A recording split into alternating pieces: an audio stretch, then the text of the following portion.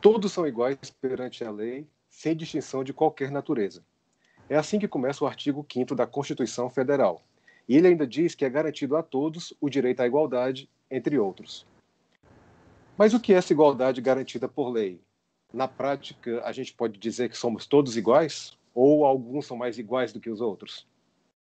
Eu sou Germano Ribeiro, editor do Seu Direito, e neste episódio da nossa série sobre direito constitucional, vamos tratar do papel da Constituição na defesa da igualdade.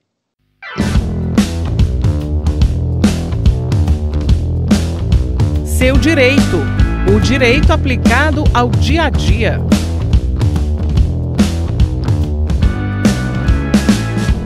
Para falar desse assunto, trouxemos o Haroldo Guimarães, que é advogado, mestre em Direito Constitucional pela UFC, professor universitário, palestrante, consultor e ator comediante. Tudo bem, Haroldo? Tudo bem, obrigado aí pela ênfase no ator comediante. Muito honrado de participar dessa série incrível. Pois é, todos os itens aqui merecem muito louvor e respeito, né? Mas o fato de ser comediante traz você mais perto da gente, né? De uma maneira muito alegre, né? Isso é muito, muito legal. Agora, Haroldo, a gente está tratando aqui de igualdade, né? E você é uma pessoa que é muito ativa também nas redes sociais, a falar de direitos, né? Enquanto advogado. E eu comecei falando do artigo 5º da Constituição, né? Ele diz isso: todos são iguais perante a lei, garantido ainda o direito à igualdade. O que é a igualdade nessa perspectiva constitucional? É uma excelente pergunta, porque está implícita na própria pergunta que o sentido de igualdade é um pouco diferente, né? Como diria o Norberto Bobbio, você dizer que uma bola de bilhar é igual a outra bola de bilhar, isso não tem relevância jurídica. É apenas uma constatação fática. Isso não tem nenhum valor jurídico, nenhuma serventia humana, e não faz nenhum sentido que isso se coloque numa lei, quem dirá numa Constituição, como no nosso caso. Do ponto de vista constitucional, há uma clássica distinção entre igualdade formal e igualdade material, e parece ser favas contadas, com certeza é favas contadas, que a igualdade na atual acepção é uma igualdade material.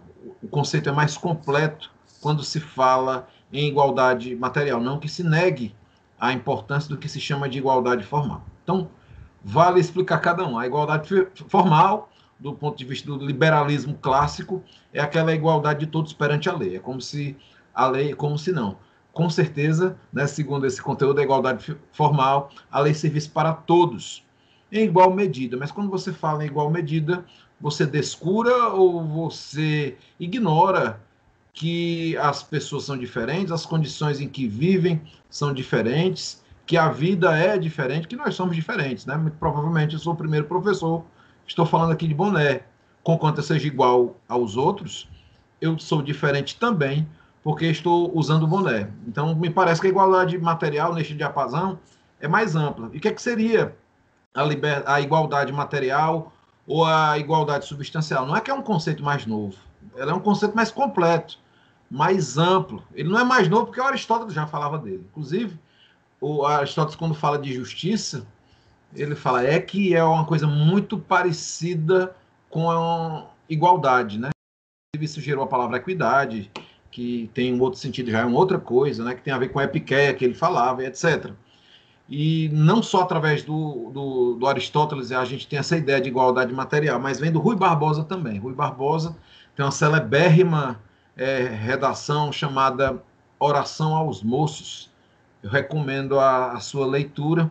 E ele reproduz o que Aristóteles já dizia, segundo o que você deve tratar diferentemente quem é diferente, igualmente quem é igual. Tratar desigualmente os desiguais, igualmente os iguais. Isso é tão básico, mas esse básico é o suficiente para você enfrentar questões da ordem do dia, como, por exemplo, não sei se o senhor vai me perguntar, Germano, mas eu acho que sim, porque esse pessoal que tem a pegada jornalística, mas como esse tema da ordem do dia de Magazine Luiza, essa super básica e fundamentalíssima lição do Aristóteles e do Rui Barbosa já seria o suficiente para responder essa pergunta da questão da igualdade. E isso é tão óbvio, me permita dizer, não que a obviedade seja uma coisa que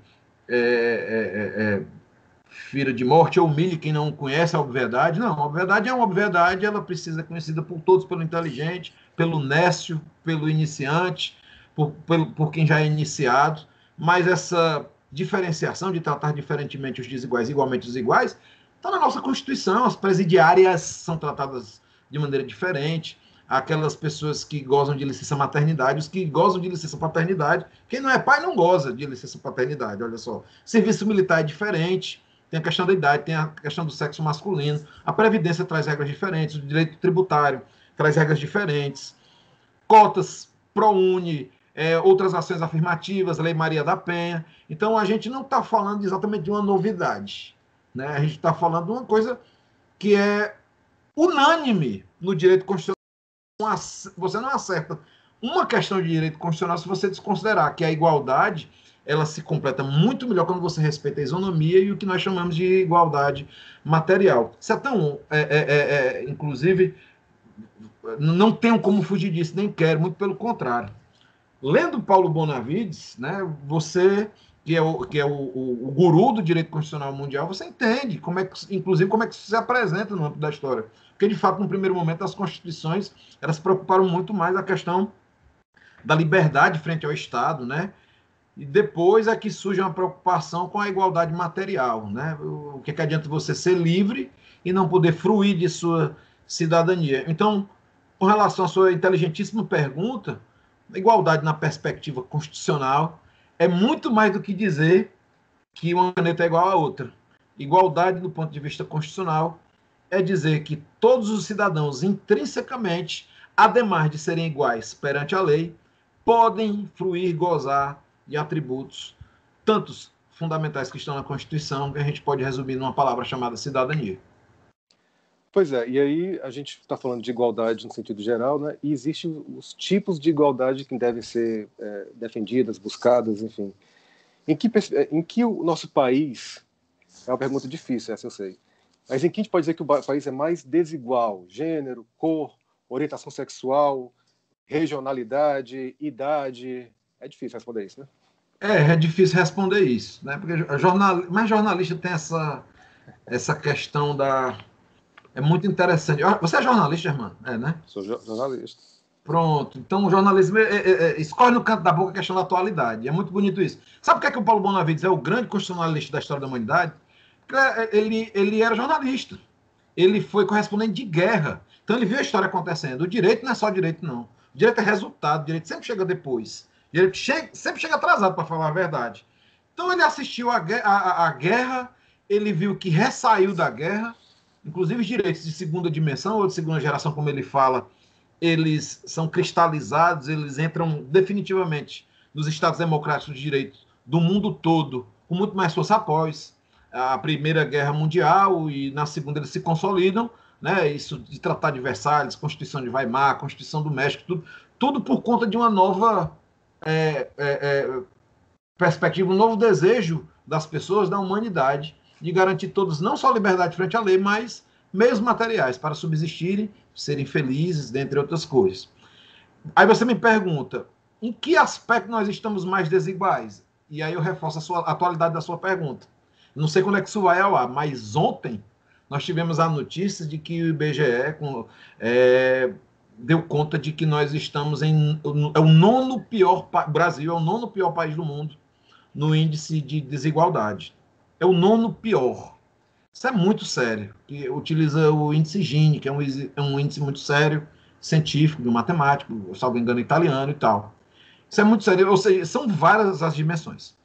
É preciso, por uma questão também de honestidade científica, para sempre estabelecer contraponto, não contraponto jornalístico, mas contraponto de ideias científicas. Eu não tenho a habilidade para estabelecer um contraponto jornalístico, eu não tenho essa competência, mas os liberais, alguns liberais, o pessoal ligado mais a Ronald Reagan, Margaret Thatcher, que você não deve garantir igualdade para ninguém, não, entendeu?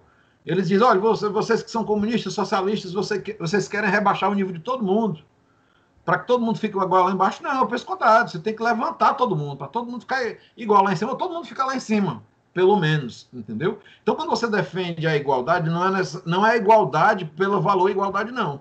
é igualdade para dar meios a todos, claro, alguns vão se dar melhor do que outros, mas dar condições a todos de fruir do que a gente chama de cidadania, entendeu? É uma questão muito mais ampla, muito mais filosófica, entendeu? Inclusive envolve aspectos de subjetividade. A família da minha esposa é muito humilde, morando numa casa pequenininha, não tem carro, mas eles são muito mais felizes que eu, que tenho mais meios materiais. Isso também passa por questões de subjetividade. Então, eu não tenho elementos, não sou sociólogo, nesse momento de dizer em qual aspecto há mais desigualdade no Brasil. Mas eu não há dúvida com relação a gênero, cor, orientação sexual, regional, idade, todos esses, isso que a gente lembra está na ordem do dia, está um pouco pior, por incrível que pareça. Eu acredito nisso mesmo. Eu sei que muitos podem duvidar, mas, por exemplo, quando eu era adolescente, irmão, eu escutava música do Olodum e era de massa, era numa boa, timbalada, e ninguém chamava isso de lacração, de mimimi, entendeu? Então, se você quer escutar um negro, ou uma didática negra, ou um enredo negro, um storytelling negro, vão dizer que é lacração. Quando eu dou minhas opiniões, Instagram e Facebook, as pessoas acham, tá militando. Puxa vida, e eu estou falando de uma época que tinha Lafon, que tinha Rogéria, a Rogéria era chamada pelo nome, Rogéria. Ninguém ficava com raiva, que absurdo chamar de Rogério, vou chamar de Astolfo. Não tinha isso nos anos 80, estamos piores.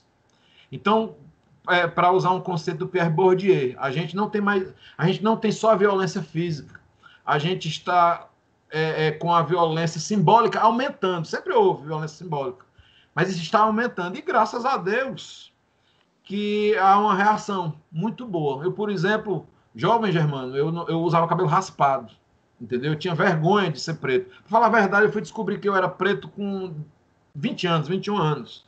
Quando eu fui impedido de entrar na casa da minha namorada, e a justificativa foi essa: você é preto? Eu preto? Sou preto? Como assim eu sou preto? Depois eu descobri que eu era preto. E algumas coisas começaram a se enganchar e se acomodar, e eu comecei a entender o mundo.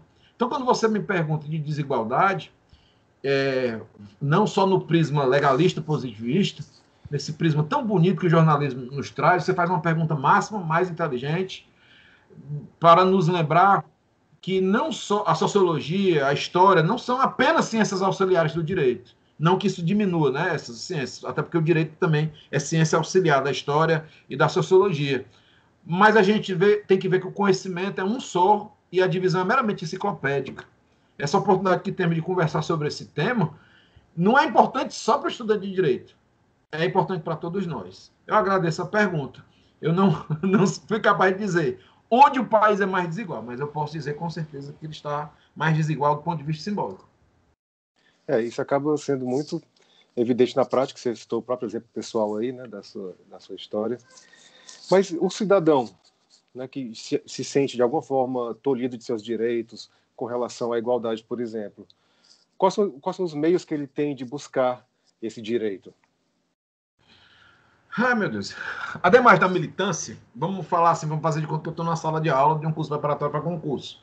Quais são os meios que eu posso utilizar para conseguir defender meus direitos fundamentais? Direitos fundamentais são aqueles, a fundamentalidade dos direitos os torna mais importantes, são principiológicos, estão no centro da Constituição, são cláusulas pétreas, e quando forem violados, existe na Constituição Federal uma série de instrumentos para defendê-los.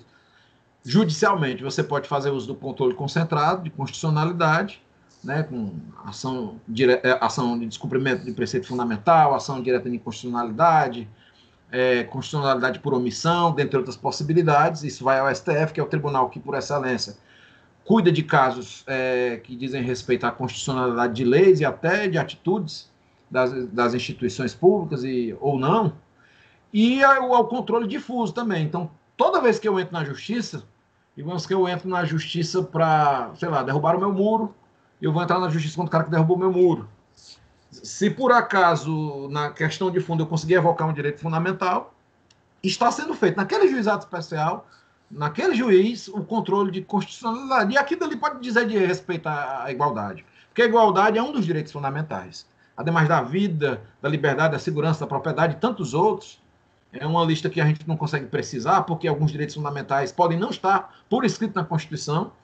A igualdade é um direito fundamental, então, digamos, por exemplo, eu acho que tenho direito a passar num concurso público, porque fulano passou, fez a mesma coisa que eu fiz, e passou e eu não passei. Eu posso revocar o princípio da igualdade como um elemento, né, e entrando na justiça, no controle difuso de constitucionalidade, fazer valer meu direito. Existem outros elementos também postos à disposição na Constituição Federal. Então, por exemplo, o mandado de injunção. Digamos que o mandado de injunção, nós sabemos, é um meio posto à disposição do cidadão brasileiro quando, por omissão do Poder Legislativo, um direito fundamental não possa ser implementado. Então, por exemplo, em tese, digamos que um policial militar se ache no direito de receber o adicional noturno, porque a Constituição do Estado diz. O STF disse recentissimamente que cabe mandado de injunção nesse caso, entendeu? Caberia mandado de injunção nesse caso. E ele diz, olha, eu tenho esse direito. O cara da CLT tem direito, porque a CLT acabou regulamentando o direito adicional noturno que está na Constituição. Enfim, esses são meios postos à disposição ao jurisdicionado, ao cidadão do povo que estão na Constituição. Mas a própria militância, dizer-se vítima, quando for o caso, naturalmente, e usar redes sociais e imprensa, também é meio de defender esse direito, não há dúvida. É muito importante esse cruzamento de imprensa com o mundo jurídico, porque o mundo jurídico deu uma envelhecida um pouco com redes sociais, com as coisas que vêm a reboque disso. Então, por exemplo, em redes sociais as pessoas se escondem por trás do anonimato para falar o que não pode. Recentissimamente, o cidadão, inclusive utilizando isso para ganhar muitos seguidores, começou a falar mal do Nordeste, entendeu? Será que é possível, no âmbito das redes sociais, o cidadão falar tão mal de tanta gente? Por que, que o direito simplesmente não consegue, através das instituições, a sua parafernália jurídica, legislativa, coibir isso? Estamos um pouco atrasados. Outra maneira da gente cobrar do Estado uma reversão dessa condição de desigualdade procurar as instituições, como o Ministério Público, que cuida de direitos transindividuais. Eu adoro essa melhor do que falar coletivos, etc. Transindividuais, é o que estão ademais da esfera individual, né?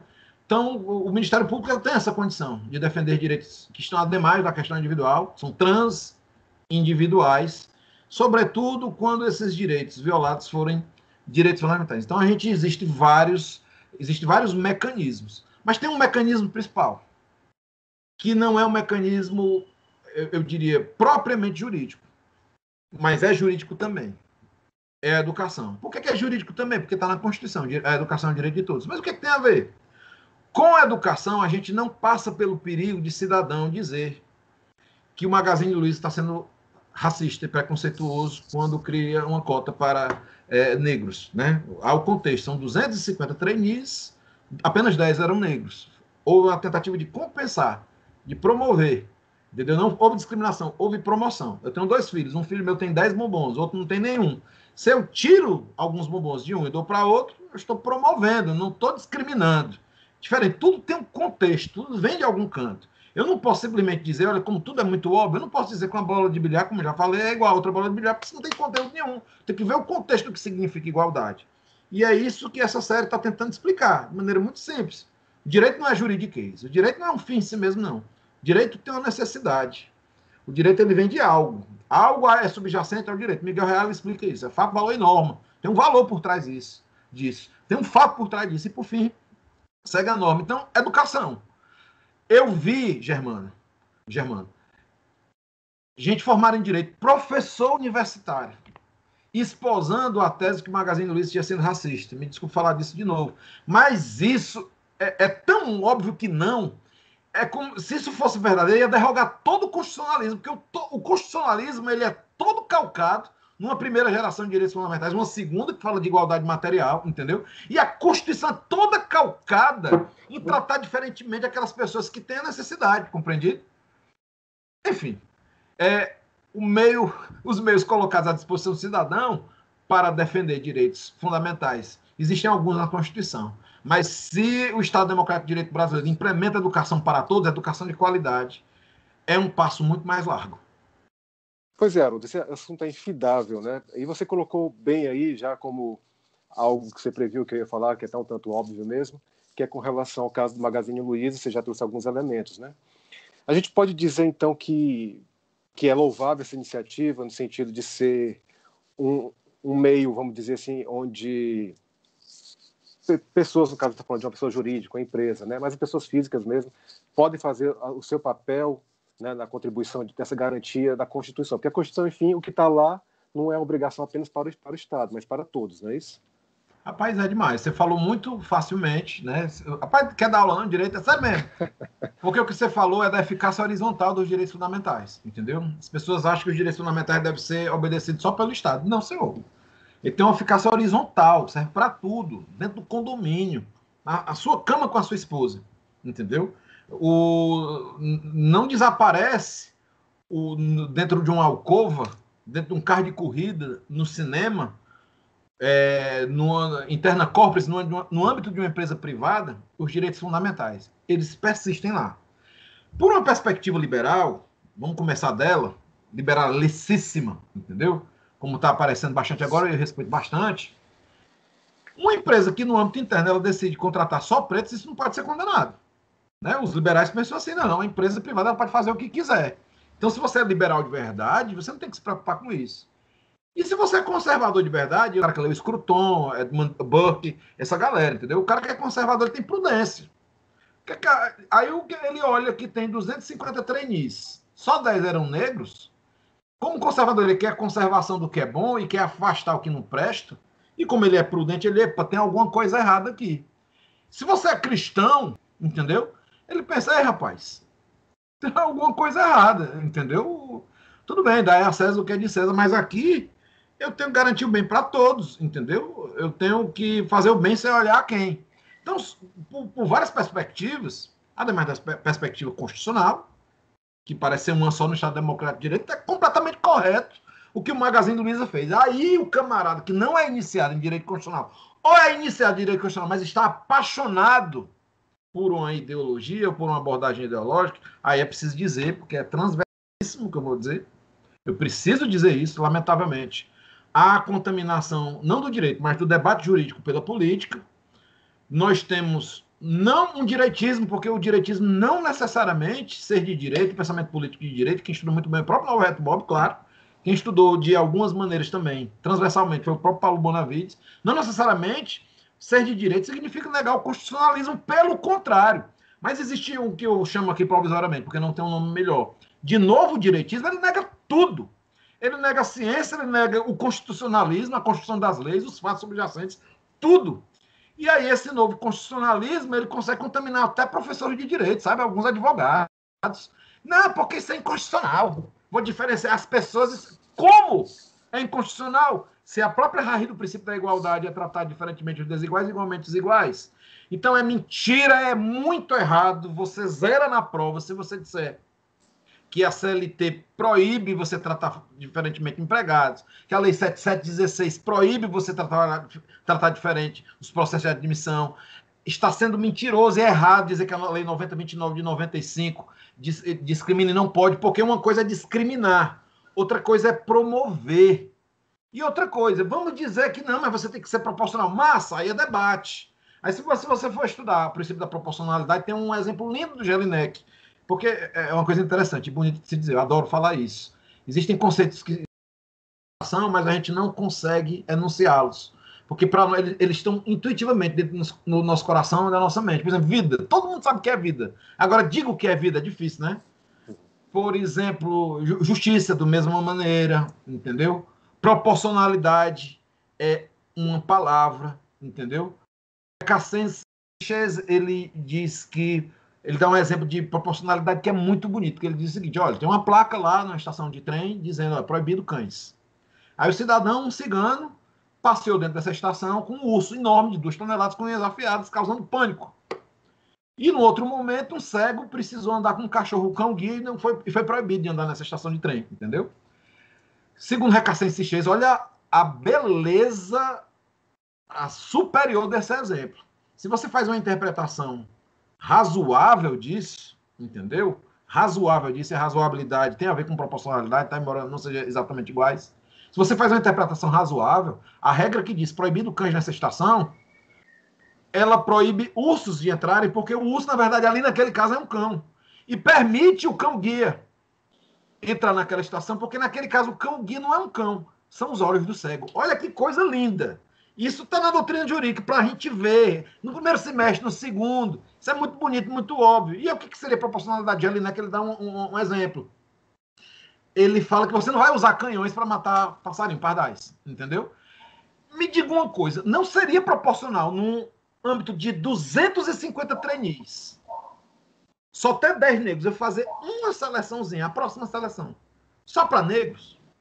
Não sei, é uma instituição que reconhece que não foi bem em selecionar, que lamentavelmente, porque também não é razoável, olha a razoabilidade aí, não é razoável supor que não havia dentro dos 250 trainees mais que 10 pretos mais qualificados que seus concorrentes para ocupar aquele espaço lá, entendeu? Então, assim, sob o ponto de vista da razoabilidade, da proporcionalidade, sob o ponto de vista da teoria constitucional, que é o que a gente está estudando aqui, série bonita, mas eu quero botar esse HD para mostrar para minha filha, quando ela crescer, porque isso aqui é bacana, entendeu? Já teve o Martoni Montalverne e tal, eu me interesso muito por isso, porque o direito não é chato, não, entendeu? O direito é sério.